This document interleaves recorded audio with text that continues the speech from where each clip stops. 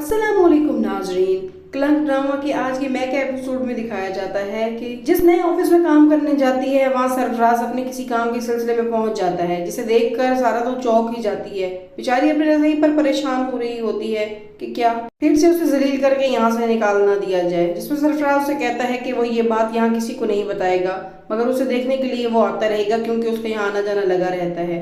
जिस पर सारा बहुत ज्यादा घबरा जाती है, मगर वो बेचारी बेबस थी। दूसरी तरफ दुरैया को शारिक परेशान करने लगता है और पैसों की तलब करता है, जिस पर वो उसे मना करती है, मगर वो उसे धमकियां देने लगता है।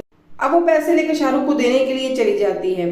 तमाम घर वाले घर से बाहर होते हैं, जिसका वो फायदा उठाती है। देखा जाए तो इन माँ बेटी के लिए ये सजा तो नाकाफी है, मगर इन्हें फिर भी शर्म नहीं आती और ये सारा के पीछे हाथ धोकर पड़ी रहेंगी। सारा के बाप की तबीयत खराब होती है। उसकी माँ सारा के बाप को हॉस्पिटल ले जाने की जिद करती है, मगर वो नहीं मानते। जब सारा आती है तो अपने बाप को खुद हॉस्पिटल लेकर जाती है। सारा बहुत खुश थी इस बात से कि उसका बाप उससे राजी हो गया, उसे नौकरी की इजाजत भी दे दी है। तो ये घर में किसी को बगैर बताए ताला लगाकर पहुंच जाती है शाहरुख के पास। शाहरुख उससे बदतमीजी करता है, जिस पर वो पैसे उसके पैरों में फेंक देती है। अब शाहरुख उसको इतना मजबूर करता है कि दुरैया माफी भी मांगती है और उसके पैरों से पैसे उठाकर उसको देती है। माँ बेटी की अकड़ तो खूब निकल रही है, मगर इन्हें अभी भी समझ नहीं आ रहा। अब सारा घर आ जाती है अपने बाप को लेकर और उसकी पप्पू की ड्रामाबाजियां शुरू हो जाती हैं। आती है और कहती है, मैं अपने भाई का खुद ख्याल रखूंगी, तुम माँ बेटी की हमें जरूरत नहीं है।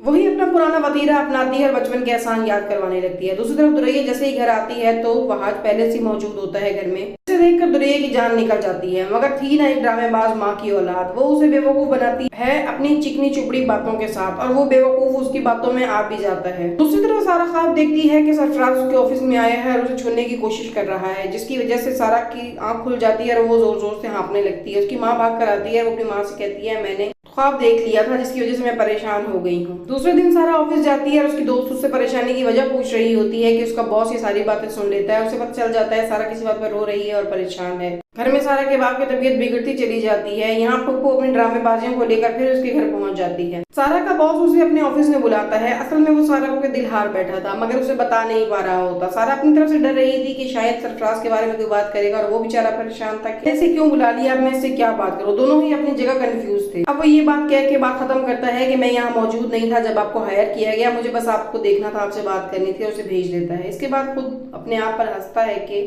ये मैं क्या कह रहा हूँ और क्या कर रहा हूँ। घर में सारा के बाप की अचानक से तबीयत खराब हो जाती है और उसे दिल का दौरा पड़ता है। अब वो सारा को कॉल करते हैं ऑफिस में कि वो घर आ जाए।